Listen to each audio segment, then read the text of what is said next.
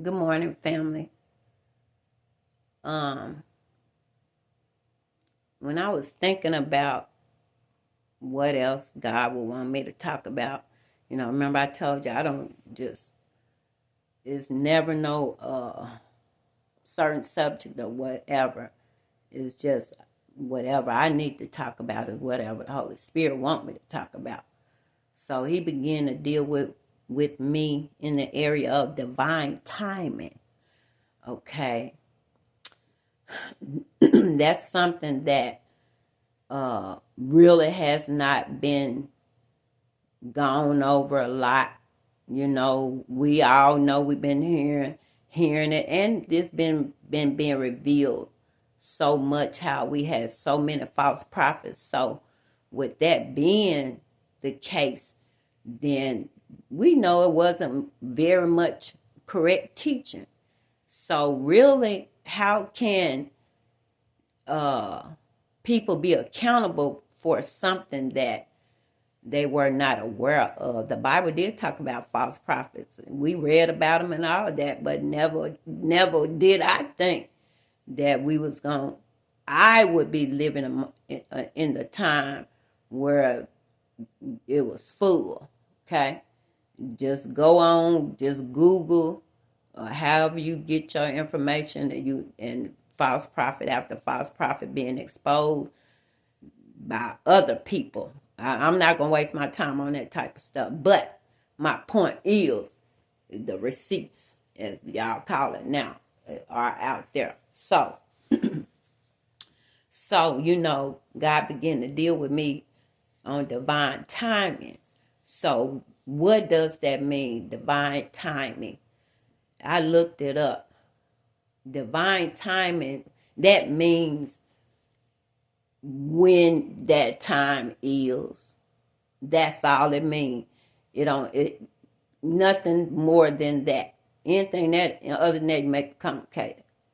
It's just whenever it happened. That's when the divine timing is. But I want to go over how waiting on God, that's where that time comes in at. And that's where our tests come in at.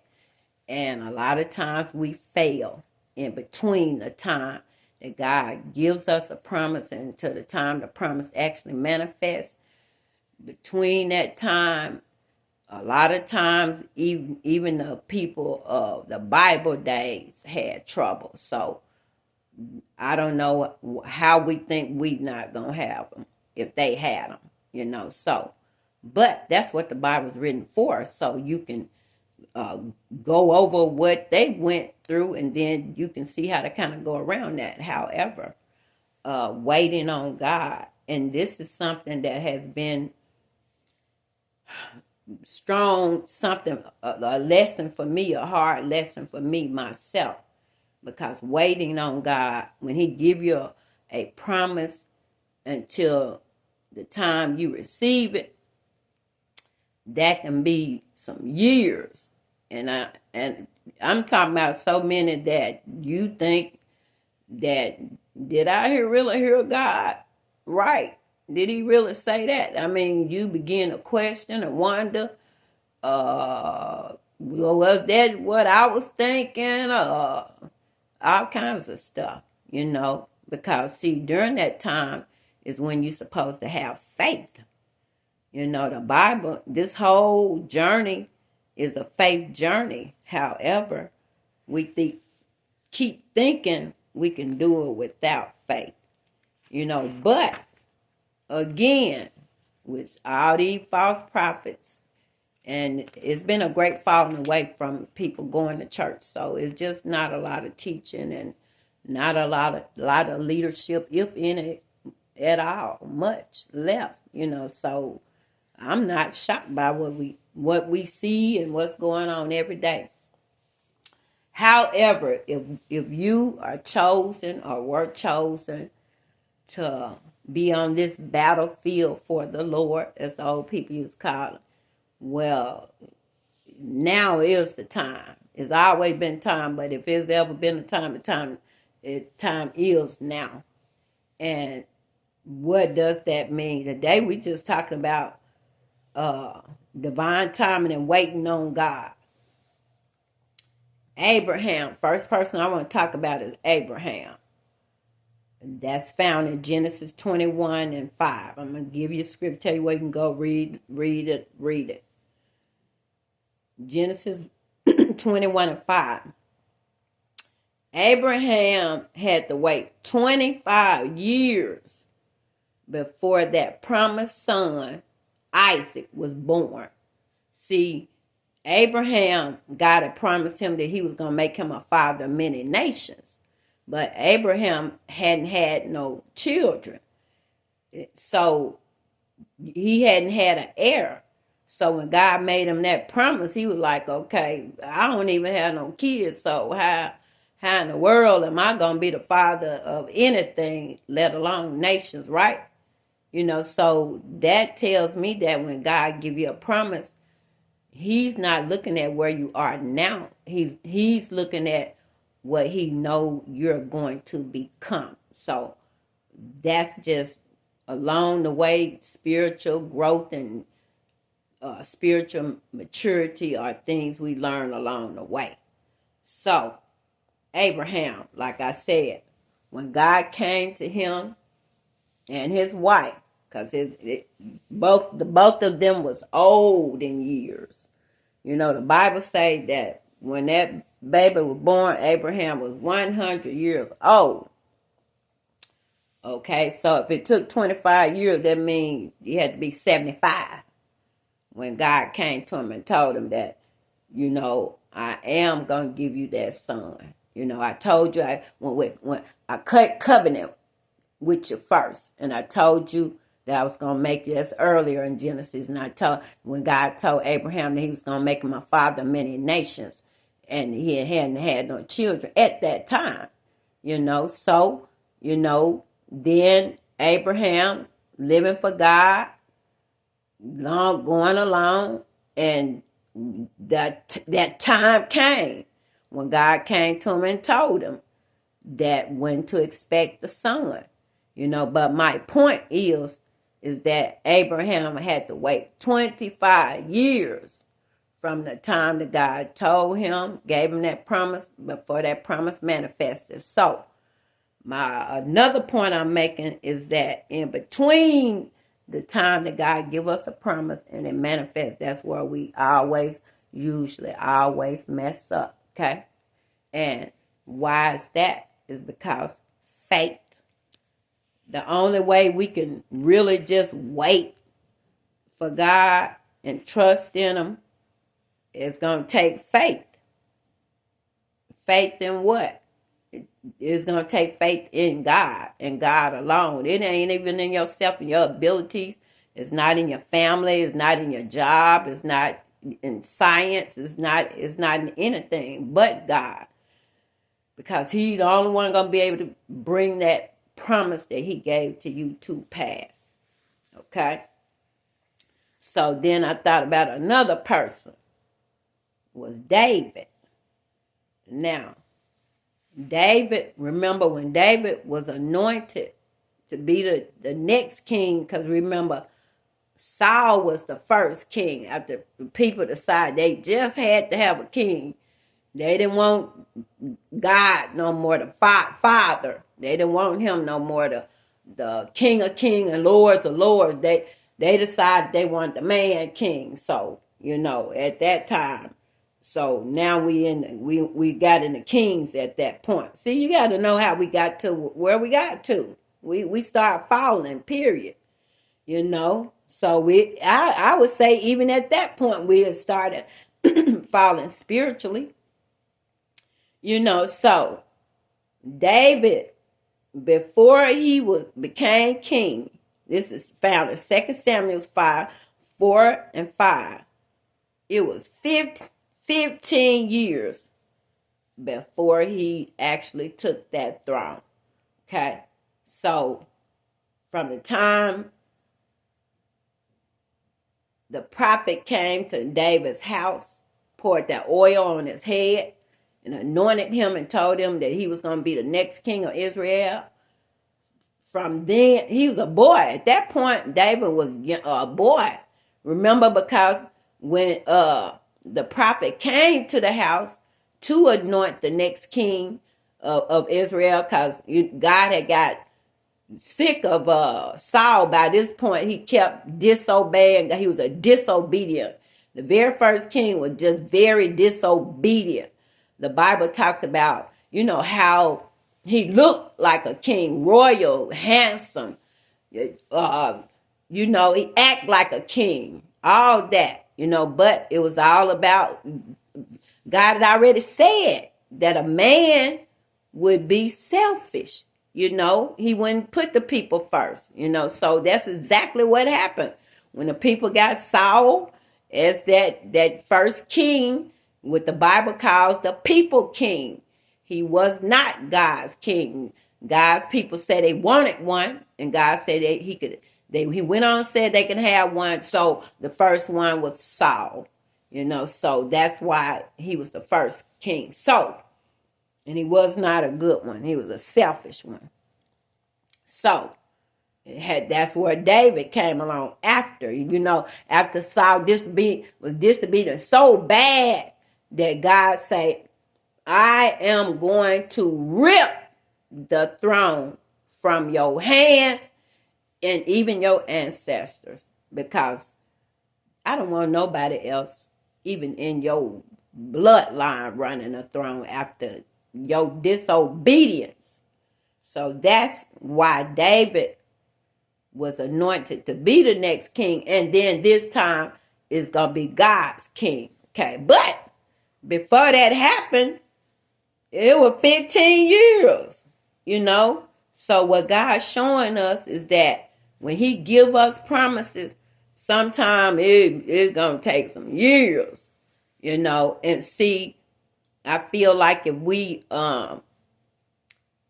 remind ourselves of these things, at any point in given time in our life, we find ourselves waiting on God for anything, then his word is where we need to go and find out, just how to do that, So, but anyway, that's very important, So it was 15 years, like I said, before when David was anointed as a young boy, teenager. I think he's still a teenager.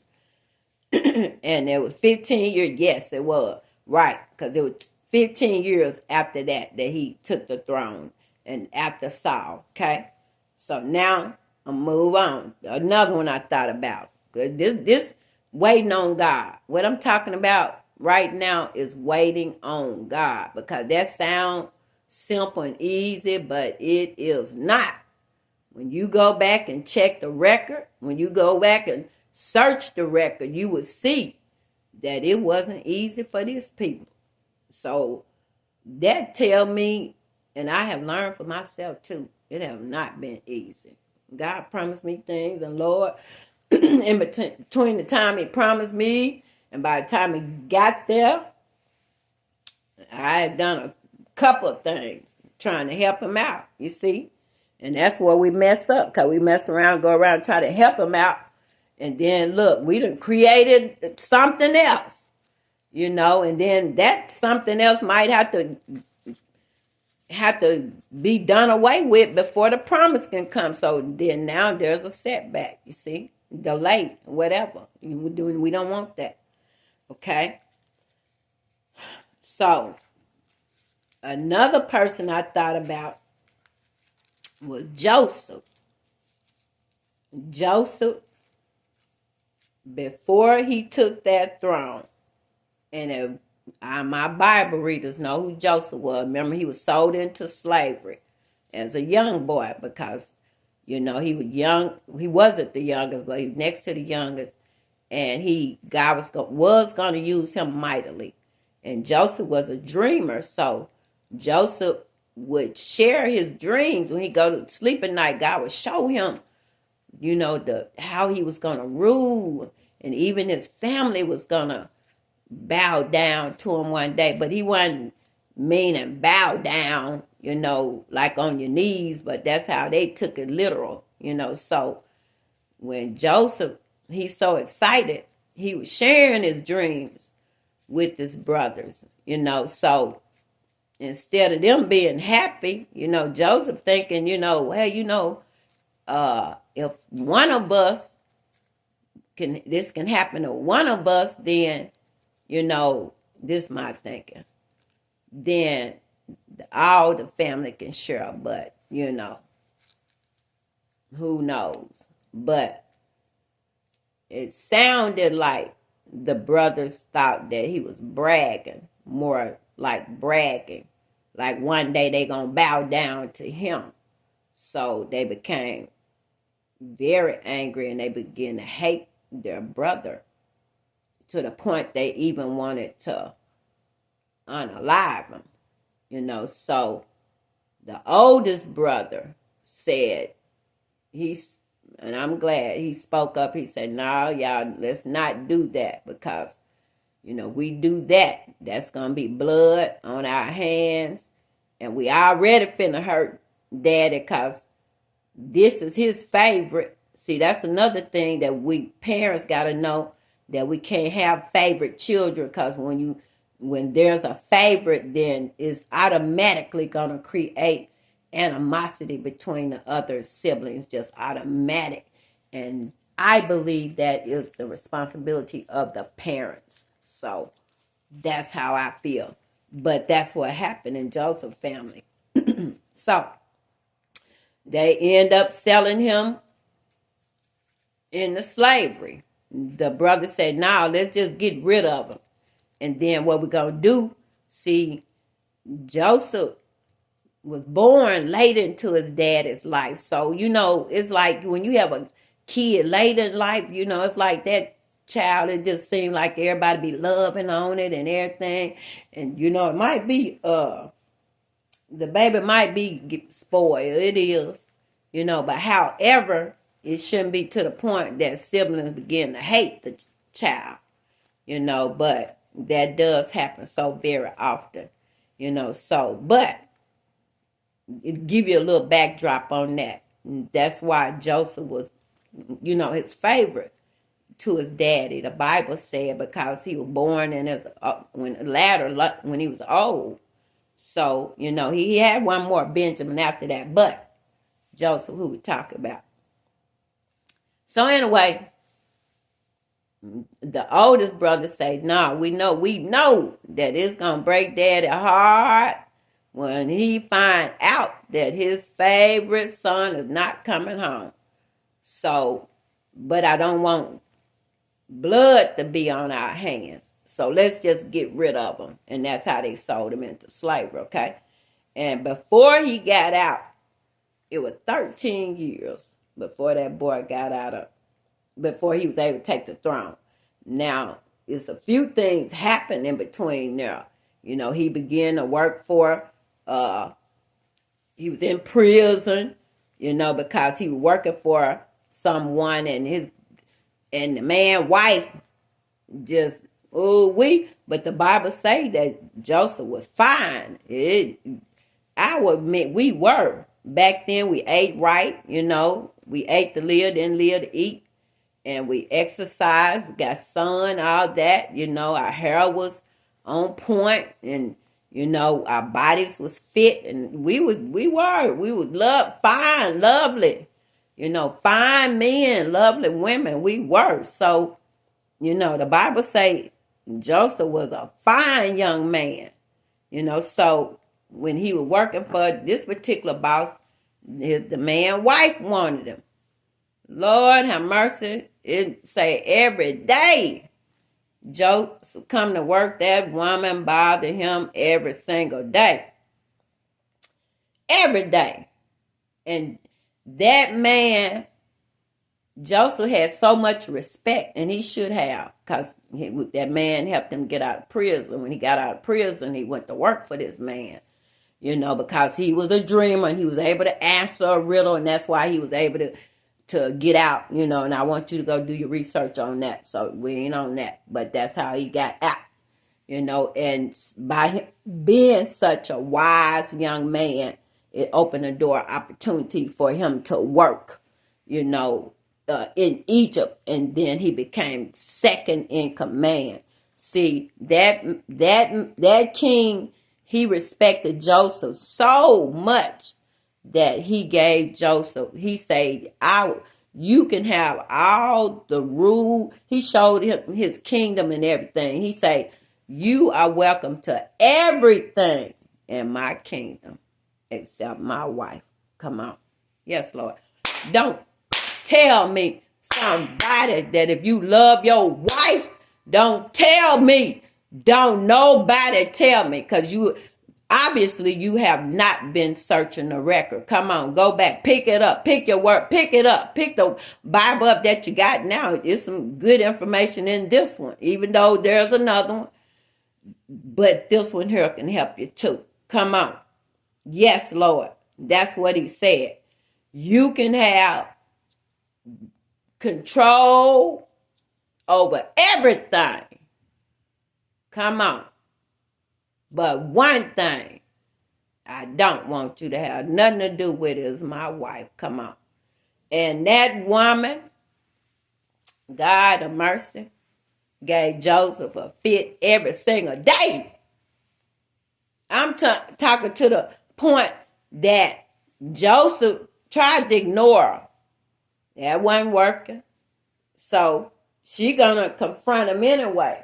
And Joseph told her, I can't do that. I cannot do that to my leader. This man trusted me. He gave me a position that my people couldn't have. And he trusted me with this kingdom.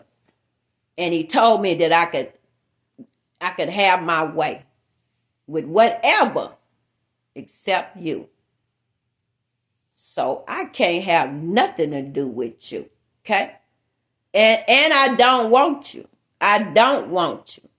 Okay? I do not want you like that.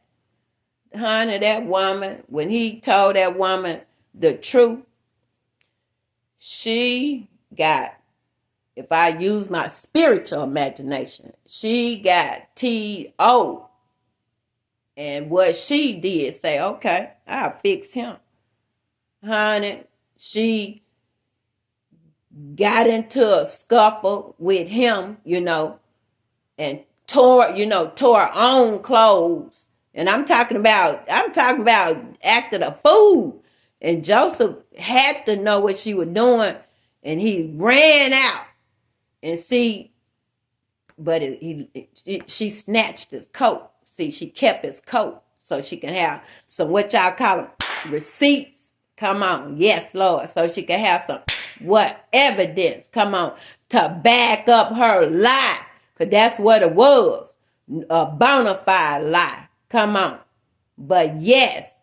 And it show you how the power that a woman has. Because when that man, she got to talking to that, because now she got it in for Joseph. This woman went to her husband and told her, I'm coming on to a close. They won't be long. This woman told her husband that Joseph tried to attack her, and she had the evidence to prove it, and that she had Joseph's coat. It was his coat. But hey, you can have that coat. I'm getting the heck up out of here. Okay? He wasn't weak enough to go ahead and do it and then hope she don't say nothing. No, if you mess around and do it one time, you know what? That's gonna become blackmail. Now you gonna do it again. She say one time, it ain't gonna be no one time. You giving her that, there's gonna be another time, there's gonna be another time, and then before you know it, you're gonna be able to create a monster by then, and the man gonna probably want to get both of you by that time, because hey, you got to take care of yourself. Okay. Now Moses was the last one. Now I want to talk about it. I thought about it. Because we talking about waiting on God. And hey, when God give you a promise until the time it come, I promise you, between up and now, Lord, can you wait? The Bible say, it's in Mark 11 and 22. The only way we're going to be able to wait is by having faith in God. That's what it said. Not in your husband, not in your kids, not in your wife, not in your, I'm going to say it again, your job, your nothing.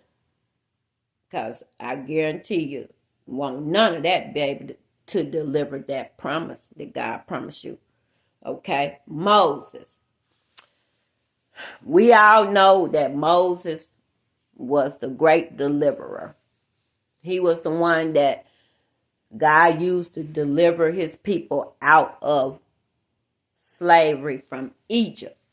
And we remember that how he had to go, well, Moses, according to the Bible, remember he grew up in Egypt. Well, he helped build, I'm going to say, over half of Egypt. Moses was somebody. The Bible talked about him too, how fine, good looking he was. And he was educated and, good with his hands. He was a honest man, fair man, hey, what's not to be attractive or romantic or sexy or whatever? Sex is a mental state. It has nothing to do with the body. I'll talk about that one day. But how can that not be attractive, a man like that? So, but Moses at a particular point, he had to make a choice between choosing his real people, which were the children of the God of Abraham, or in Egypt. He had grew up in Egypt. See, that's another story. But he had grew up in Egypt, and everything was okay, But the time came though that it wasn't gonna be okay. Cause see, the only blood that can rule in Egypt was gonna have to be Egypt blood. See, so Moses was not Egyptian blood. He was from the Hebrews. You see, I won't get deep on that, but that's why the problem came. So Moses always knew. When you study the Bible, he always knew who he was. He did not know who he was. Yes, he did. Go back and read it. It just tell you all the accounts of what happened. But he did know who he was. And they hid him long as they could. And see, that's when the time came when they couldn't no longer hide it. And that's when the choice had to be made, where Moses was going to choose the riches that he had grew up in Egypt that was not his blood. Okay? He always knew that. His mama, his mother, see, they always had it out for unaliving baby boys back then, because they knew the Messiah was coming. It's just always different reasons, So the mama hid, and so Moses wouldn't be unalive as a baby. She hid that baby, put it in this little basket, put on water, and somebody found it from Egypt. So that's how the baby got over in Egypt. We don't have to go through all that, but that's how he got over there. And grew up as a son in Egypt, okay? Or as a family. So we'll say that, as family in Egypt. But time came when he had to face who he really was. And he became God. Well, when that day came when God say the people of God had been crying out in slavery. They've been crying out. If you go back and look and see what they were going through, taskmaster, they were tearing them up out there. Okay? Anything little bit we think we know about slavery, okay. Well, I think it was way worse than that, because even like when they worked out there, they had to they built Egypt. The slaves did. Free labor.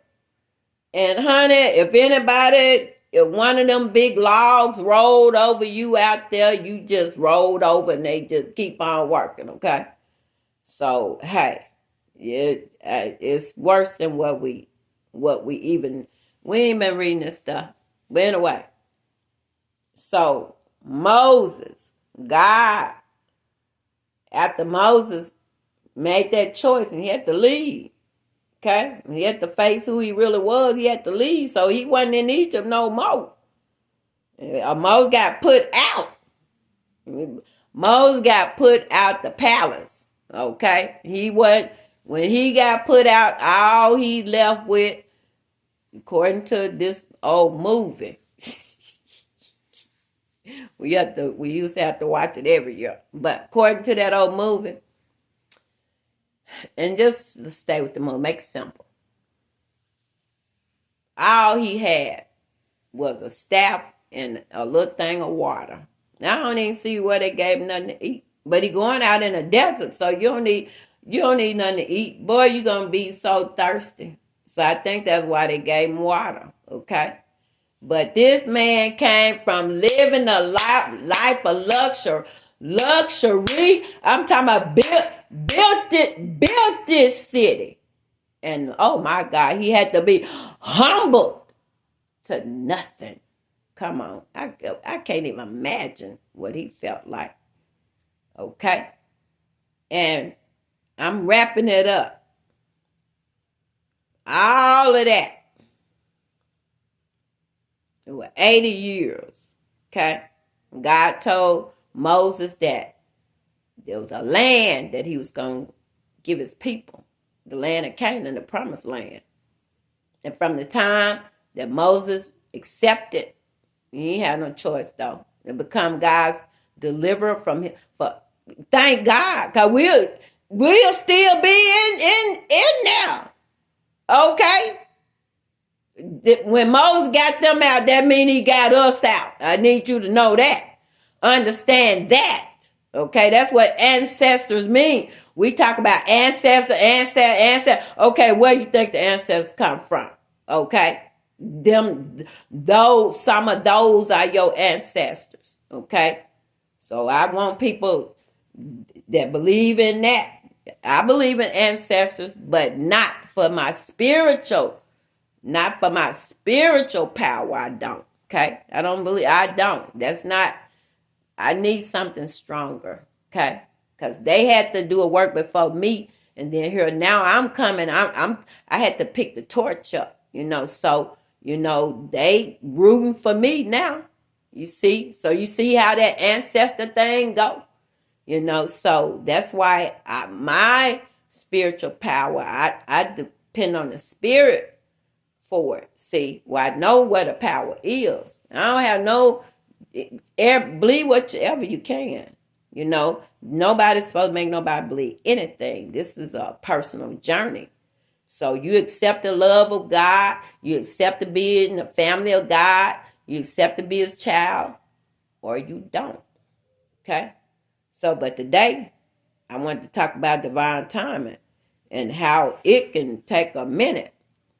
And I'm going to leave out with this. It's Mark 11 and 20. The power of faith. This is the only way you're going to be able to do it. I'm not going to read no 1 or 2 scriptures. Remember, I told you that. I'm going to start at 20, though. But you're going to get it. This is the power of faith. The next morning, as Jesus was passing by with his followers, they saw the fig tree dry and dead, even to the roots. Peter remembered the tree and said to Jesus, "Teacher, look, the fig tree you cursed is dry and dead." 22, Jesus answered, "Have faith in God. I tell you the truth. You can say to this mountain, 'Go fall into the sea.' And if you have no doubts in your mind and believe what you say will happen, God will do it for you." Do you see where we get off at? So I tell you to believe that you have received the things you ask for in prayer, and God will give them to you. when you go in praying, if you are angry with someone, oh my God, would you get this? Forgive him so that your Father in heaven will also forgive your sins. Peace.